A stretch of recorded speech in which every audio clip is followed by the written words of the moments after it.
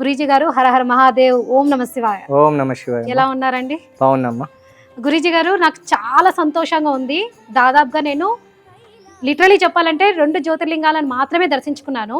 కానీ ఇక్కడ పక్క మన తెలంగాణలో 12 జ్యోతిర్లింగాలు ఒక్క దర్శనంతో అయిపోయినాయి. చాలా సంతోషంగా ఉంది. అసలు మీకు ఈ థాట్ ఎలా వచ్చింది? దీని గల కారణాలు ఏంటి?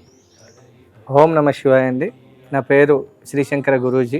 శ్రీ పుణ్యలింగేశ్వర స్వామి క్షేత్రంలో 12 జ్యోతిర్లింగాల ప్రాణప్రతిష్ఠ జరగడం జరిగింది.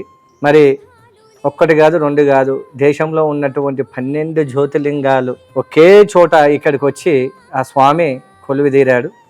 ఇలా మన తెలంగాణ, ఆంధ్రప్రదేశ్తో పాటు ఇండియాలో ఉన్నటువంటి భక్తులందరికీ ఇది ఒక మంచి గొప్ప అవకాశం. ఎందుకంటే అన్ని జ్యోతిర్లింగాలు తిరగాలంటే ఎంతో కష్టమవుతుంది. అన్ని జ్యోతిర్లింగాలు తిరగాలంటే డబ్బుతో కూడినటువంటి పని ఉంటుంది. ఫ్లైట్లలో వెళ్ళాలి, హెలికాప్టర్లలో వెళ్ళాలి, అది తప్పితే మనం జ్యోతిర్లింగాలు దర్శించలేము.